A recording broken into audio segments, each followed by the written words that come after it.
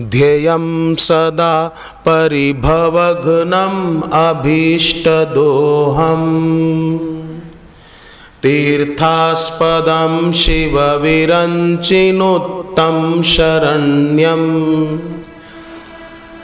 भर्त्यादिहं प्रणतपाल्भवाब्धिपोतम् वन्दे महापुरुषं ते चरणारविन्दम्।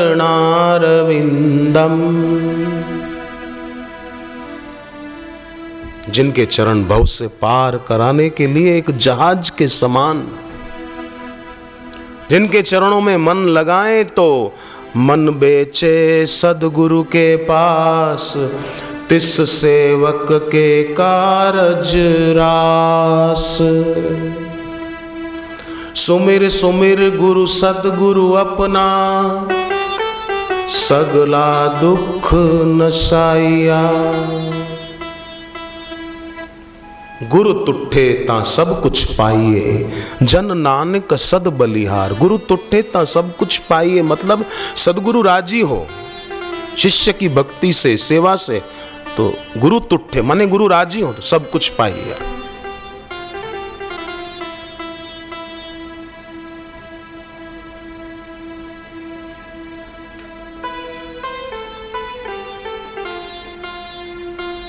और गुरु राजू केवल गुरु के पैर दबाने से गुरु राजी नहीं होंगे। गुरुदेव जो साधना बताते हैं, ज्ञान बताते हैं, उसके अनुसार साधना करने से गुरु राजी हो जाते हैं। मैं परेशान हूं, मैं परेशान हूं। एक आदमी घर आया तो देखा मातम छाया हुआ है, अंधेरा है, लाइट बंद है पर दिया भी नहीं जलाया, लालटेन नहीं जलाई। सोचा जरूर कोई बुरी खबर सुनने को मिलेगी। इतने में सामने देखा पत्नी खड़ी है। सोचा कि ये कोई बुरी खबर सुनाए उसके पहले मैं ही इसको कुछ सुनाकर चुप कर दूं। ये कुछ ऐसा ही बोलेगी, घी खत्म हो गया, तेल खत्म हो गया, आटा ठीक नहीं है, आम खट्टे निकले हैं, केले कच्चे हैं, पपीता बेकार था, संतरे खट्टे थे, ऐसा ही कुछ बोलेगी। ये बुरी खबर सुनाए इसके पहले मैं इसको बुरी खबर सुना दूं। तो पति बोल पड़ा, परेशान होकर आ रहा हूं, नौकरी छूट गई है, जेब भी कट गई, कोर्ट में केस था वो हार कर आ रहा हूं, स्कूटर से एक्सीडेंट भी हो गया था, इतना दुखी था लगा कि आत्महत्या कर लूं। जहर खरीद कर जूस वाले की दुकान के सामने जूस में जहर मिलाकर अभी सोच ही रहा था कि पीऊं कि न पीऊं, पीऊं कि न पीऊं। इतने में आया मेरा दोस्त, मेरा जिगरी जान मेरा दोस्त आया और मेरे हाथ से गिलास छीनकर वो पी गया। उसका भी दुख है मेरे को। अब तू कोई बुरी खबर मत सुनाना। पत्नी बोली, मैं कोई बुरी खबर नहीं सुनाऊंगी, पर मैं इतना ही कहूंगी कि हमारे 5 बच्चे थे, अब 4 बचे हैं। मतलब एक गया। संसार में देखो तो दुख बहुत हैं, कभी कोई दुख कभी कोई दुख। अगर सत्संग और भक्ति का सहारा हो तो फिर उन दुखों से टक्कर लेने की एक शक्ति प्राप्त होती है। समता, धैर्य, विवेक आदि दैवी सद्गुण विकसित होते हैं। फिर आत्महत्या करने की वो भक्त सोच भी नहीं सकता। वो भक्त फिर अपनी मस्ती में रहेगा, अपना काम से काम, बाकी वो ऐसा कर रहा है, वो ऐसा कर रहे हैं। किसी की जिंदगी में झांकने की जरूरत क्या है? अपनी जिंदगी में झांको। वो ये कह रहा था, वो ये कह रही थी, वो ये कर रहा था। तेरी जिंदगी में देखना जरा तू, दूसरों के दोष देखने की ये दूषण वृत्ति कब छूटेगी? एक बच्चा था, वो चॉकलेट पे चॉकलेट खा रहा था। एक चॉकलेट पूरी हुई, दूसरी शुरू कर दी, दूसरी पूरी हुई, तीसरी शुरू कर दी, तीसरी पूरी हुई, चौथी शुरू कर दी, 5वीं, 6ठी, 7वीं, बड़ा डब्बा लेकर बैठा था चॉकलेट का भरा हुआ, दूसरी, 5वीं, 6ठी, 7वीं। तो एक आदमी ने कहा, बेटे तुम इतनी चॉकलेट खाते हो? इतनी चॉकलेट खाना तो खराब बात है, इतनी मत खाया करो। अच्छी बात है इतनी चॉकलेट खाना। तो लड़का बोला, साहब मेरे दादाजी थे ना, 105 साल तक जीवित रहे थे। मेरे दादा 105 साल तक जीवित रहे। तो आदमी बोला, तो क्या तुम्हारे दादा भी खूब चॉकलेट खाते थे? बोले, नहीं, मेरे दादा केवल अपने काम से काम रखते थे, तुम्हारी तरह सिर नहीं खपाते थे। काम से काम। उसका मतलब ये नहीं कि चॉकलेट खाते रहे कोई, पर किसी की पर्सनल जिंदगी में झांकने की जरूरत क्या है? कोई कुछ करे, फलानी जगह ऐसा हो गया, फलानी जगह 2 सिर वाला लड़का जन्मा, अरे 10 सिर वाला रावण जन्मा, तुझे क्या?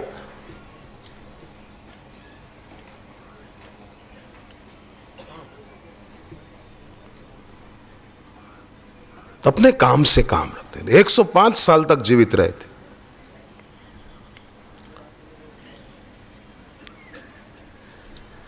तो जीवन में जागृति की ज्योत जले, गुरु चरणों में खुद को मिटाए। आजकल लोग दूसरों को मिटाने में लग जाते हैं। नहीं, मिटा दे अपनी हस्ती को अगर कुछ मर्तबा चाहो, क्योंकि दाना खाक में मिलकर गुले गुलजार होता है। बीज मिट्टी में मिलकर भी नष्ट होता है और बीज पत्थर पे पड़ा पड़ा भी सड़कर नष्ट हो जाता है। पर पत्थर पे पड़ा पड़ा उसमें से कुछ अंकुर फूटते नहीं हैं। बीज अगर मिट्टी में मिल जाएगा तो उसमें से अंकुर फूटेंगे, कुछ मिलेगा, कुछ उपलब्धि होगी। और बीज पत्थर पे पड़ा पड़ा भी नष्ट हो जाएगा, सड़ जाएगा, उपलब्धि कुछ भी नहीं होगी। बैक्टीरिया बढ़ेंगे, गंदगी बढ़ेगी। तो जो गुरु चरणों में खुद को मिटाने को तैयार है, उसे दुनिया की कोई ताकत मिटा नहीं सकती।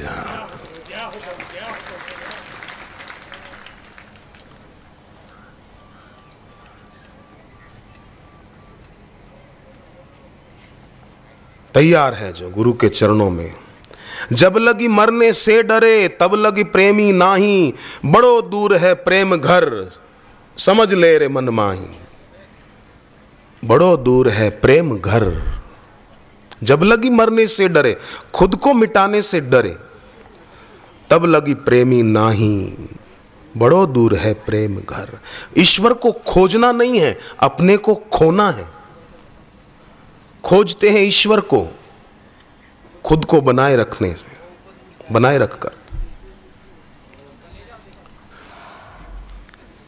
तो ईश्वर से दूरी उतनी ही है जितना व्यक्ति का अहंकार। जैसे नर्तक नृत्य से अलग नहीं है, नाचने वाला ही तो नृत्य की कला दिखा रहा है ना, हाथों से सिर हिलाकर आदि आदि।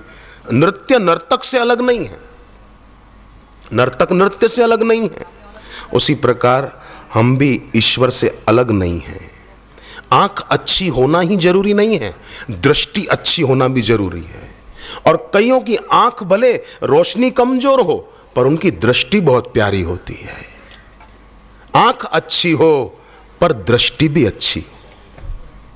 भले चश्मा हो आंख पर, नजर कमजोर हो किसी कारण से, दृष्टि अच्छी हो।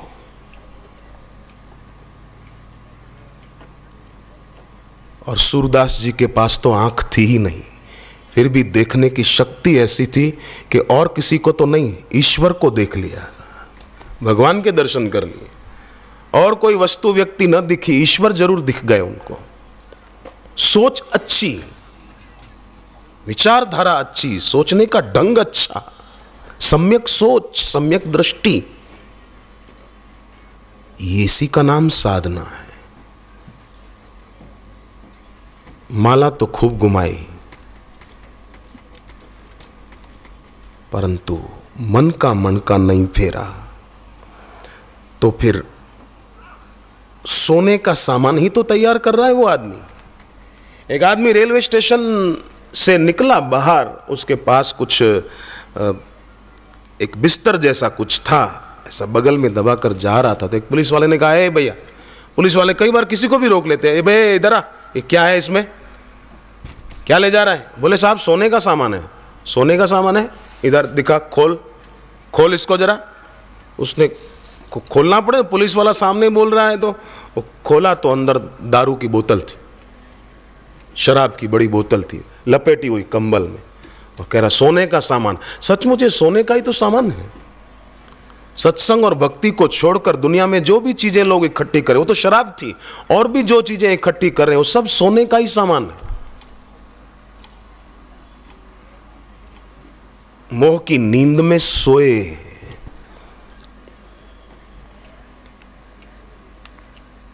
तो गुरुदेव की वाणी ऐसी है कि उस मोह की नींद को तोड़ती। और कैसे तोड़ती है? एक आदमी ने अपनी पत्नी को कहा मुझे सुबह 4 बजे उठा देना, क्योंकि आधा घंटा मुझे नहाने धोने में लगेगा और 15 मिनट स्टेशन पहुंचने के, 5 बजे मेरी ट्रेन है, मुझे जरूरी काम से जाना है, देखना भूलना नहीं। पत्नी ने क्या किया? 4 बजे उठी और एक चिट्ठी लिखी, हे पूज्य पतिदेव, जागिए, 4 बज गए हैं, जल्दी नहा धोकर स्टेशन पहुंच जाइए, नहीं तो ट्रेन चली जाएगी। सिरहाने चिट्ठी रख दी तकिए के पास और फिर खुद जाकर सो गई। पति बेचारा उठा 6 बजे, पत्नी को डांटने लगा, ये तूने मुझे जगाया नहीं, मेरी ट्रेन चली गई, मेरा कितना काम खराब हो गया आगे। तो पत्नी बोली मुझे डांटो मत, मैंने मेरा कर्तव्य पूरा किया है। क्या कर्तव्य पूरा किया? बोले वो देखो तकिए के पास चिट्ठी पड़ी है, मैंने रख दी थी चिट्ठी, अब आप जागो नहीं तो इसमें आपका कसूर है। अब किसका कसूर है आप सोचिए। तो औरों के उपदेश ऐसे हैं कि जैसे सोए हुए आदमी को चिट्ठी रखकर जगाना, कैसे जाग पाएगा वो? और बापू जी का उपदेश ऐसा है कि सोए हुए आदमी को झकझोर के जगा देना, तुरंत जागना। गुरु की वाणी, बापू जी की वाणी झकझोर देती है। फिर हो सकता है किसी किसी को झकझोरना अच्छा ना लगे, जिसको नींद प्यारी होती है उसको कोई झकझोर के जगाए अच्छा नहीं लगता, वो फिर विरोध में स्वर देता है, जैसे कई निंदक स्वर देते हैं। ये वही हैं जिनको गुरु के द्वारा उनकी नींद तोड़ना अच्छा नहीं लगता, वो फिर विरोध में स्वर देते हैं। ये देखिए, ये बापू जी का शिष्य बापू के पास रहा, कभी बापू जी का दायां हाथ रहा था, ये क्या बोल रहा है? बापू जी का दायां हाथ ये मूढ़ आदमी हो सकता है? हाँ, बापू जी तो चिदानंदमय देह तुम्हारी, विगत विकार कोई जान अधिकारी, प्रभु मूर्ति कृपामयी है। एक नादान मूढ़ आदमी उनका दायां हाथ हो ही नहीं सकता। चिदानंदमय देह तुम्हारी, विगत विकार को जान अधिकारी। ये देखिए, कभी बापूजी के पास रहता था, ये क्या बोल रहा है? तो बापूजी के पास मैं भी रहता हूं, जरा मेरे आगे कैमरा और माइक रख, तेरे कान से धुएं ना निकाल दूं तो मुझे कहना।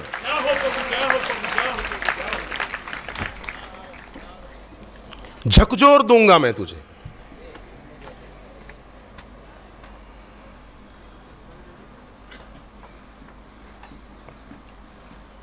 नींद जिनको प्यारी लगती है, इसलिए श्री कृष्ण ने अर्जुन को झकझोरा और क्या कहा कि अगर मेरी बात तूने नहीं मानी तो विधि नष्टान अचेतसः, तू विनाश को प्राप्त हो जाएगा। ये झकझोरा है श्री कृष्ण ने। अथ चेत्वम अहंकारान न श्रोषयसि विनंक्षसि, झकझोरा है। अगर मेरी बात अहंकार के वश होकर नहीं मानी तो अर्जुन तेरा विनाश हो जाएगा। न श्रोषयसि विनंक्षसि, नहीं सुनेगा विनाश हो जाएगा। जिसकी खुद की नींद टूटी हो वही दूसरों की तोड़ सकता है। इसलिए कबीर जी ने कहा, साधो जागत नींद न कीजे। ए साधो, जागते हुए कभी सोना नहीं। अब कबीर जी की बात कोई नासमझ व्यक्ति सुने पढ़े तो लगेगा कि कबीर जी क्या बोल रहे हैं, पर कबीर जी बहुत बढ़िया बोल रहे हैं। साधो जागत नींद न कीजिए। जागते हुए कभी सोना नहीं। लगे आपकी आंख खुली हुई है पर मोह की नींद में सोए हुए हो तो वो जागना सम्यक नहीं है।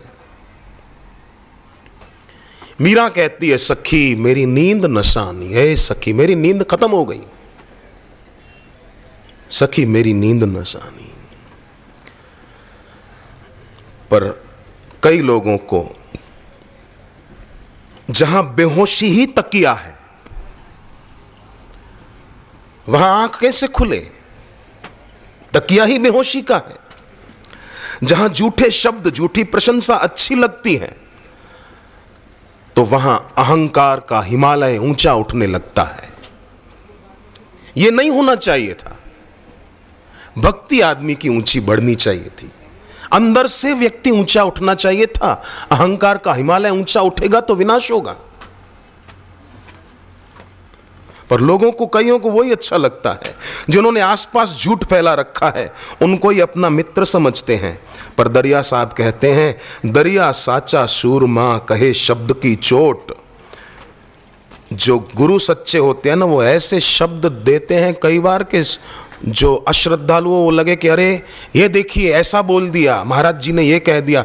पर महाराज जी ने कुछ और भी कहा, वो पूरी बात बोल। जैसे बापूजी कई बार बोलते हैं कि मैं वशीकरण जानता हूं, तो ये बापूजी ने एक लाइन कही, कई चैनल वालों ने दिखा दी कि देखो बापूजी खुद स्वीकार कर रहे हैं कि मैं वशीकरण जानता हूं। पर बापूजी ने उसके पहले भी कुछ कहा और बाद में भी कुछ कहा। अगर तू सती सावित्री का बेटा है तो पूरी बात दिखा। पर वो सावित्री के बेटे नहीं हैं, वो शायद शूर्पणखा के बेटे हैं, वो शायद सुंदरकांड की सिंहिका के बेटे हैं जिसको हनुमान जी ने मार दिया था।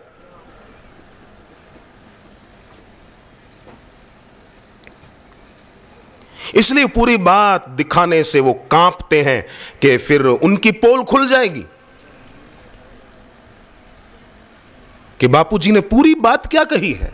बापूजी ने पूरी बात कही, तुलसी मीठे वचन ते सुख उपजत चहूं, और वशीकरण ये मंत्र है तू तज दे वचन कठोर। ये पूरी बात गुरुदेव ने कही है। पर सिंहिका के बच्चे क्या पूरी बात समझेंगे? सिंह का मतलब शेरनी नहीं, सिंह का मतलब जिसको हनुमान जी ने मारा था। सिंह का के बच्चे शेरनी के बच्चे नहीं तो छिपकली के बच्चे हैं जो कभी अब क्या बोलूं मैं, छिपकली के बच्चे ही रहते हैं। तो तोड़ दे जो मोह की नींद, दरिया साचा सूरमा करे शब्द की चोट। गुरु हमेशा अहम टूटे ऐसी बात ही कहेंगे, क्योंकि गुरु किसी को सुलाना नहीं चाहते मोह की नींद में, गुरु तोड़ना चाहते हैं। गुरु नहीं चाहेंगे कि मेरे पास आने वाला दोबारा किसी के गर्भ में उल्टा लटके। गुरु नहीं चाहेंगे कि मेरे पास आने वाला आंख बंद किए हुए ही जीवन में यात्रा करे तो ठोकरें खाएगा। इसलिए गुरु झकझोर देते हैं। कबीर जी ने झकझोरा है, जो घर बारे आपना चले हमारे साथ। जो अपना घर जला दे वो हमारे साथ चले। अपना घर जला दे मतलब अपनी मान्यताओं को, अपनी अक्कड़ पकड़ को जला दे, वो चले हमारे साथ। एक सदगुरु कर सकते हैं, और कौन कर सकता? और तो बाकी कत्थू पंडित होते हैं। एक गांव में एक कत्थू पंडित था, सुनिएगा साहब महाराज जी, एक कत्थू पंडित था गांव में। ऐसा कत्थू पंडित था कि मानो अंधों में काना राजा। गांव के लोग उसी को बड़ा विद्वान मानते थे, बड़ा प्रज्ञावान मानते थे उसको। एक दिन उस गांव में एक काशी का विद्वान आया। सच में विद्वान था वो। गांव वालों ने कहा है कि विद्वान तुम, हमारे गांव के जो विद्वान है कत्थू पंडित, उसको जरा शास्त्रार्थ में जरा हरा के दिखाओ तो हम माने कि तुम विद्वान हो। है दम? काशी का विद्वान कुछ ज्यादा बोला नहीं, बोले ठीक है आप जो कहो मैं बैठता हूं। आमने सामने बैठ गए काशी के विद्वान और गांव वालों के कत्थू पंडित।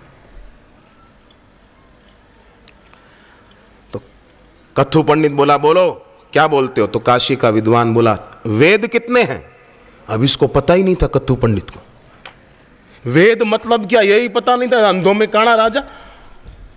तो ये बोला कि हाँ बोलो बोलो, इसमें क्या, कितने वेद हैं तुम बोलो। कत्थु पंडित बोला कितने वेद हैं तुम बोलो। तब काशी का विद्वान बोला कि 4 वेद हैं, वेद 4 हैं। हाँ सुना गांव वालों, कत्थु पंडित बोला ए गांव वालों सुना, वेद 4 होते हैं। अब बताओ, पूछो इनको, 4 वेद हैं अगर, तो वेद की पत्नियां कितनी? 4 वेद की। ले, काशी का विद्वान तो घबराया कि ये क्या बोल रहा है, उसको कुछ कहते न बन पड़ा कि अब मैं क्या बोलूं ऐसे कत्थु पंडित के आगे, ये कह रहा है वेद की पत्नियां कितनी। अब काशी का विद्वान चुप हो गया। देखा गांव वालों, आखिर तो मैं गांव का कत्थु पंडित हूं, देखा बोलती बंद कर दी। बता पता हो तो बता वेद की पत्नियां कितनी। वो बोले ही नहीं, देखो इसको यही पता नहीं, 4 वेद हैं तो 4 वेद की 4 वेदनियां ही तो होगी, और क्या होगा, इसको यही पता नहीं। अब बेचारा और चुप हो गया कि अब बिल्कुल बोलने जैसा है ही नहीं, खत्म बात। चुपचाप बैठा रहा बेचारा। आप खुद सोचो क्या बोले वहां पर, बोलने जैसा कुछ रहा? 4 वेद की 4 वेदनियां, ये तो मैंने भी पहली बार सुना। चुपचाप बैठा रहा। इतने में गांव का एक आदमी बोल पड़ा, भाइयों मानो ना मानो, ये काशी से जो विद्वान आया है ये बड़ा पहुंचा हुआ आदमी लगता है। देखो बेचारा कुछ बोलता ही नहीं, चुपचाप बैठा है। वाह वाह, बड़ा ज्ञानी पुरुष लगता है। अगर ऐसे विद्वान की दाढ़ी का एक बाल या सिर की जटाओं का एक बाल भी मिल जाए तो अपना भी मोक्ष हो सकता है। देखते क्या हो जवानों, चलो ले लो लाभ। तो किसी ने दाढ़ी का बाल नोचा, किसी ने जटा का बाल नोचा। बेचारे काशी के विद्वान को मुंडन नाई से नहीं, हजाम से नहीं, ऐसे ही कर दिया बेचारे को। जान बचा के मुश्किल से भागा वो। ऐसे कत्थु पंडित कई भरे पड़े हैं दुनिया में, जिनको खुद को नींद भी अच्छी लगती है और दूसरों को भी सुलाए रखा है, पर गुरु सुलाते नहीं हैं, गुरु झकझोरते हैं। क्योंकि गुरु और फिर झकझोरने वाले गुरु की निंदा कोई करते हैं ना, तो गुरु उनसे डरते नहीं हैं। क्योंकि गुरु को अपने प्राण प्यारे नहीं होते, गुरु को अपना प्रण प्यारा होता है कि मेरे पास जो आए वो दोबारा किसी के गर्भ में न जाए। ये गुरु को अपना प्रण प्यारा होता है, गुरु का प्रण है, ये गुरु का संकल्प है। ये गुरु को प्राण प्यारे नहीं होते हैं। इसलिए सदगुरु अपने देह की परवाह नहीं करते, वो अपने देह की सुध बुद्ध छोड़कर लोगों को लाभ कैसे हो, फिर चाहे कभी बोलकर लाभ देते हैं, कभी कीर्तन के द्वारा लाभ देते हैं, कभी तो ऐसे बीच में हमारे निकट आकर भी हमें लाभ देते हैं। उनकी उपस्थिति हमें लाभ देती है, उनकी दृष्टि हमको लाभान्वित करती है। राम कृपा करी चितवा जबहि, विगत ज्वर भय वानर तबहि। राम जी ने कृपा करके, जो वानर लंका के युद्ध के मैदान में मूर्छित हो गए थे राक्षसों से लड़ते लड़ते, तो राम जी ने क्या किया, राम जी ने कृपा दृष्टि डाली। राम कृपा करी चितवा जबहि, जब कृपा दृष्टि उनके तरफ डाली तो विगत ज्वर भय, सब पीड़ा से मुक्त हो गए, कष्टों से मुक्त हो गए। तो ऐसे कृपा सिंधु जो गुरु हैं, उन गुरु के प्रति भक्ति भाव जिसका जितना अधिक होगा वो उतना गुरु से लाभ पाने में सफल हो जाएगा। फिल्म वाले भी इतना तो बोल देते हैं कि जिसका जितना हो दामन यहां पर, उसको उतनी ही सौगात मिलेगी। जिसने जितना श्रद्धा भक्ति रूपी दामन फैलाया है, उसको उतना ही अधिक गुरु के द्वारा लाभ होगा। गुरु के नाम का जप करते करते, गुरु की वाणी का विचार करते करते यात्रा करें तो निश्चित रूप से बहुत अच्छी यात्रा होगी। अमेरिका के एक विज्ञानी ने एक प्रयोग किया, बहुत सुंदर प्रयोग किया। शाबाश है उस अमेरिकन विज्ञानी को, धन्यवाद है उस रिसर्चकर्ता को। उसने क्या किया, एक कैक्टस का पौधा रखा सामने अपने घर पे, और उसके पास बैठा रहता था दिन में, सुबह, कभी रात को, और उस कैक्टस के पौधे से, जिसकी हर शाखा में कांटे होते हैं, उससे बातें करता रहता था। खूब बातें करता था, पर ज्यादा जोर से नहीं बोलता था, किसी को अपने बोलने से प्रॉब्लम ना हो इसलिए धीरे बोलता था। ऐसे ही बोलना चाहिए। अब अपन यहां सत्संग हो रहा है तो ऐसा थोड़ी किया कि अपन ने पूरे नासिक की बाजार में साउंड लगा दिया है, सब सुनो जबरदस्ती, ऐसा तो है नहीं। यहीं पर लगा है, सत्संग सुनने वाले जो आए वो शांति से सुने। जो देखते वो बोलते थे कि पागल है, पौधे भी कभी किसी से बात करते हैं? जो ये करने बैठा है, बावरा है। विज्ञानी कहता कैक्टस के पौधे को कि मैं तुझे बहुत प्यार करता हूं, शायद ही इतना कोई और तेरे को करता होगा, पर एक बात तो बता प्यारे, मैं तुझे प्यार करता हूं, मेरा प्यार तुझ तक पहुंचता भी है? ऐसा बोलता वो विज्ञानी। दिन बीतने लगे, सप्ताह बीतने लगे, महीने बीतने लगे, पर ये उसका रोज का नियम, कैक्टस के पौधे के पास आकर बैठता और एकटक उसको देखता रहता, पलके हिलाए बिना, और कहता कि मैं तुझे इतना प्यार करता हूं, मेरा प्यार तुझ तक पहुंचता है? एक साल बीत गया, दूसरा साल बीत गया, और ये यही कहता रहता, मेरा प्यार तुझ तक पहुंचता है? अगर पहुंचता है तो उसका प्रमाण दे, मैं कैसे समझूं कि मेरा प्यार तुझ तक पहुंच रहा है?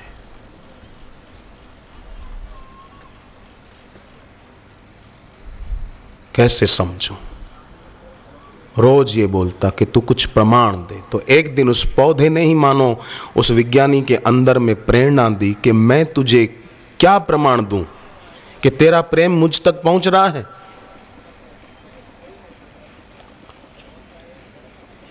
विज्ञानी बोला कि तेरी हर शाखा में से कांटे निकल रहे हैं, एक शाखा तेरी ऐसी भी आए जिसमें एक भी कांटा न हो, तो मैं समझूंगा, प्रमाण पालूंगा कि मेरा प्रेम तुझ तक पहुंच रहा है। ऐसा विज्ञानी उस कैक्टस के पौधे के आगे, जिसकी हर शाखा से कांटे निकल रहे थे, उसके आगे बोलता है, ये प्रमाण दे दे, बस एक शाखा ऐसी फूटे जिसमें कांटे ना हो।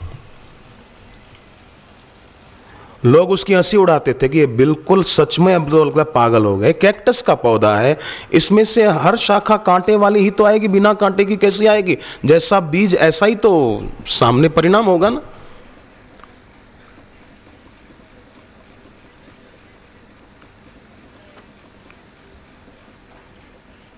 पर 2 साल और बीते,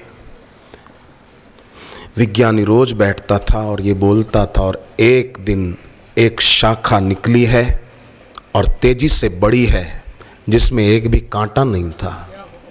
कैक्टस का पौधा, हर शाखा में कांटे, पर उस एक में कांटे नहीं। मानो उस कैक्टस के पौधे ने भी प्रमाण दे दिया उस विज्ञानी को कि तेरा प्रेम मुझ तक पहुंच रहा है। जब एक कैक्टस के पौधे तक विज्ञानी का प्रेम पहुंचता है और वो कैक्टस का पौधा प्रत्युत्तर देता है बिना कांटे की शाखा के रूप में, तो भक्त अगर भगवान को, शिष्य अगर गुरु को एकटक देखते हुए, उनके चित्र को देखते हुए पुकारता है, तो क्या उसका प्रेम उन तक नहीं पहुंचेगा? और वहां से प्रत्युत्तर नहीं आएगा। एक पौधा प्रत्युत्तर दे देता है बिना कांटे की शाखा के रूप में, तो ईश्वर और ईश्वर प्राप्त गुरु क्या नहीं दे सकते हैं? पुकारने वाला चाहिए कोई। कौन कहता है भगवान आते नहीं, द्रौपदी की तरह वो बुलाते नहीं? कौन कहता है भगवान खाते नहीं, बेर शबरी के जैसे खिलाते नहीं? कौन कहता है संकट मिटाते नहीं, आप विश्वास मन में जमाते नहीं।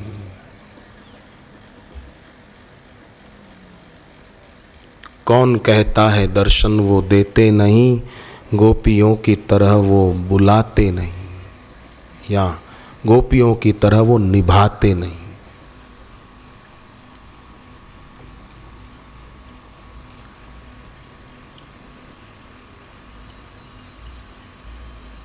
बेहोशी का तकिया हटाने की जरूरत है।